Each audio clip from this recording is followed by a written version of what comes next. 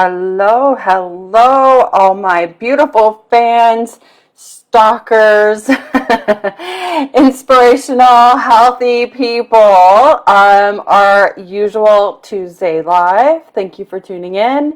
Also, thank you for all the love and support and comments, likes, shares, all of the above on my videos. That means a lot to me. I work really hard to bring you fun content every week, so I hope that you enjoy this week's topic, which is kind of fun, kind of a little bit of a mind bender, brain teaser, if you will. But something I really am passionate about when I work with clients really closely. So emotions will defeat logic every time. That's going to be our topic this week. So let me kind of, run down. Emotion is experience in life. That's the definition. So how you were raised, possibly how you were molded, what experiences did you have? Maybe it's your perception, or another way of wording it would be the lens that you view the world through. It could also be a part of your environment. Often people will say, well, it's how you were raised. Well, not always. Sometimes that can, your emotions can be formed after childhood. It can be formed in high school. It can be formed, especially if you're bullied, or not high school, you could be bullied or could have new realities or perceptions or experiences in college or in your career or later in life. So the environment, the people you're around, the things that you watch, listen to, read, whatever you subject yourself to is going to form these emotions.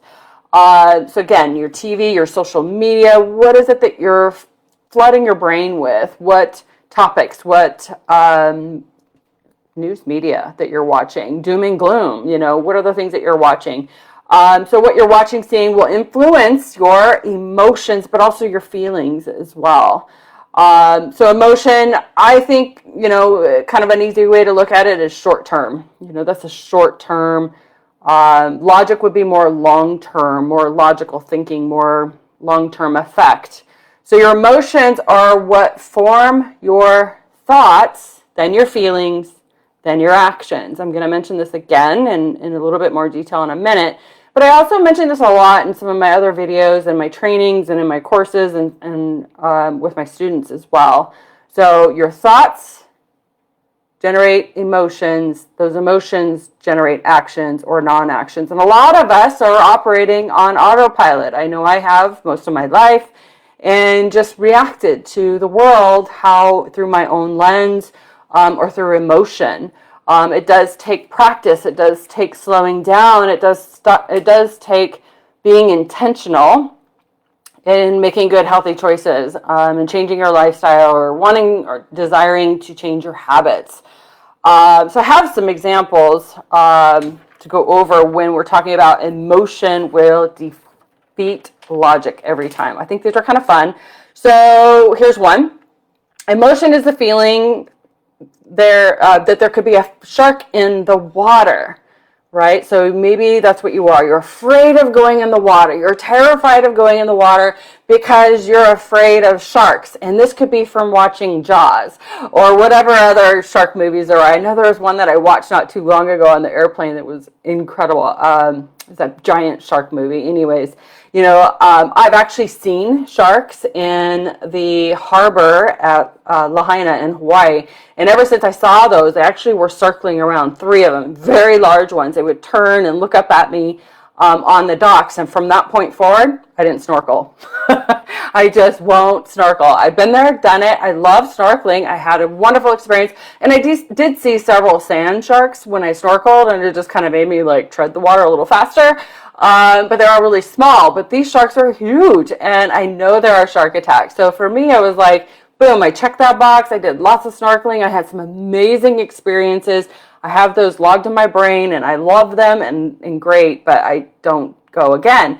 But here's where I'm going with this. So emotion is the feeling that there could be a shark in the water, but logic clearly states there's no sharks in the lake, right? So kind of like with my scenario is not wanting to go snorkeling. Maybe that still that fear not only goes from the ocean, but maybe I'm fearful of going into the water, period, because of that experience that I had. And that experience I had was when I was an adult. But I do know that people are terrified of going in the water because of the Jaws movie, or there's those other movies too with that crazy growth in the middle of that lake. That was a scary movie too, those really short films. I don't remember what that's called. If you remember, comment below. But emotion is being able to stand on a chair perfectly fine, standing on a regular chair on the ground and stand on it perfectly fine. But if you take that same chair to the top of a 130 floor building, are you going to stand on that same chair? Probably not, because your emotions say it's dangerous, it's scary, you're 130 floors up. Some people are terrified of small birds and can't go near them, even though that they know that that's a little bird and the bird can never stand a chance against them, but maybe it's a fear, something that happened to them as a child or something they saw. Because remember, you weren't born afraid of birds, so something had to have happened that created that emotion or that fear. Emotion is a bodybuilder that has a desire to grow bigger, faster, stronger, beat out all the other competition. So what they do is they take steroids when logic says that takes years off your life. So why would you do that? To get a plastic trophy? What's the sense in that? That's the logic.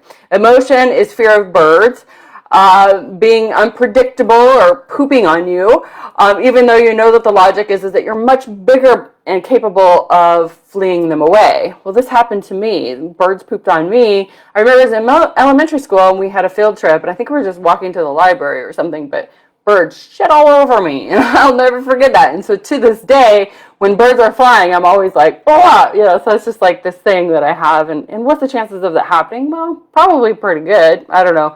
But it's only happened once in my life, and my emotions always go back to that experience. Emotion is thinking of flying as flying in a coffin or a tin can. But logic states the car ride to the airport is statistically more dangerous, right? So emotion gets in the way and always trumps or always defeats logic every single time. So again, your thoughts create feelings. Your feelings create that action or non-action. So, moving into water per se, this is kind of where I wanted to go with this. So what is your thoughts about water? Well, water is necessary. We need it. We need to stay hydrated. So the thoughts might be, well, it gives me, hopefully that it gives, with research or studying or knowing anything, or as long as you've been in my group, you should know that water hydrates you. It makes your joints feel better. It makes you have more energy, gives you better clarity, gives you better thoughts. You feel better knowing all of this. This is thoughts, right? These are concepts. But the feeling could be, well, does it satisfy me? Or, maybe if your thought is, oh, I don't like the taste of water. I don't like the smell of water. I don't like the fact that I have to buy water, if that's a situation for you. But these emotions, these feelings that come up can either create that action or non-action. So it either moves you forward or backwards. So the thoughts, feelings, or emotions, and then the action or the non-action. So you've got to, look at it in the way of, what are your thoughts? If the thoughts are not creating the pattern that you want, you've got to change that thought, period. So if you're wanting to drink more water, you need to think about, what are the benefits? How is it going to benefit me? And if there's any negative feelings, you've got to repair that. You've got to stop and fix that right now. Because if you continue to think, oh, I don't like the taste of water, water's gross, you're not going to drink water, period. You're not going to stay hydrated. You're not going to drink that gallon a day that you need to drink. So you've got to change the thoughts, the feelings, and then the action will follow along. So get your thoughts in a healthy state. It automatically will generate those healthy emotions, those positive actions. That's what's going to lead you forward. That's what's going to project you forward into the creating of the healthy habits. So often, like the other day, I think I posted in the group, what is a part of your body you want to get rid of? And I think the most common one was belly fat, So what are the thoughts that you need to get rid of that belly fat. One, you need to stop being at war with that belly fat, right? There's a reason why that belly fat is there. It's stored energy, and that stored energy is there as a protection. For some of you, it might be a protection layer that's there to protect you from being hit on by the opposite sex.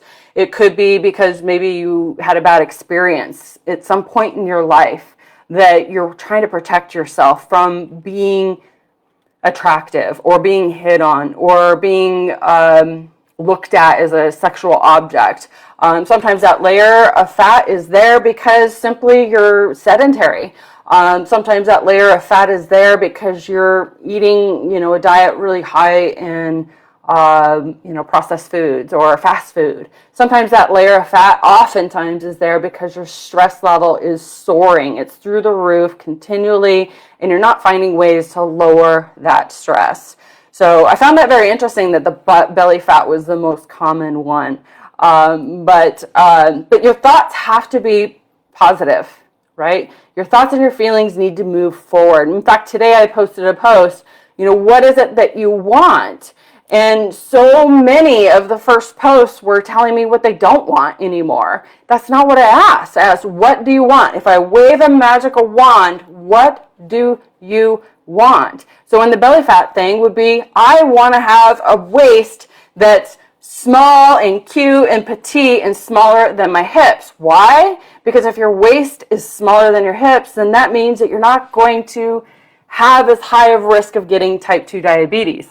Kind of a little switch there for you, right? But what is it that you want? You want to have an hourglass figure. You want to wear a bikini this summer. You want to feel sexy again. You want to be attractive to your spouse. You want to attract a new spouse. I don't know. What is it that you want? Not what you don't want. You've got to practice telling the universe what it is that you want. Stop focusing on the negative, focus on the positive, because it generates good feelings. Good feelings are going to get you moving forward. So some of you that I saw just before I logged in that actually followed my instructions and put on there what you wanted, I asked you, the next question was, what are you going to do today and every day moving forward to get you to that goal? Because honestly, every damn day you need to show up and do something. Even if it's for 5 minutes, you need to move forward with whatever it is that you really want every day. Spend a few minutes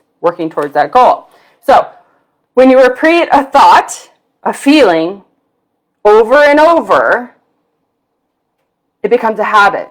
It becomes something you can do subconsciously. It becomes something a part of you. It becomes your identity. It becomes something that you can do and achieve, right? So one of the things that I do is I write down every day, I am healthy. I am strong.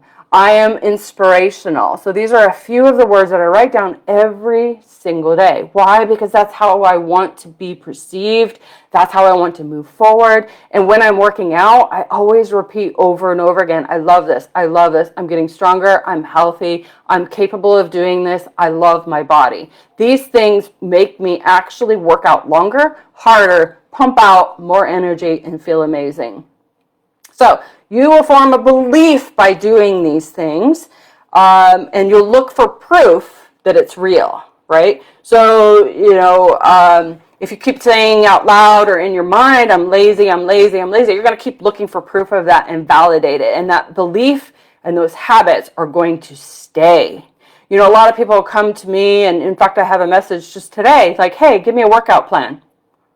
That's not how it works, right? You got to change the thoughts, the feelings, and then the action. If you're trying to go backwards, it won't last. In fact, it'll last 2, 3, maybe 6 weeks maximum, and then you'll quit. You'll ghost me. You'll leave me, right? So, and that's your choice. I'm not going to chase you. You've got to change your thoughts, your feelings, and then the action. A lot of times when we go to the doctor or the emergency room, we're in there and we just like, give me a pill. Just put a Band-Aid on it. That's basically what you're doing when you're coming to me and saying, give me a workout plan.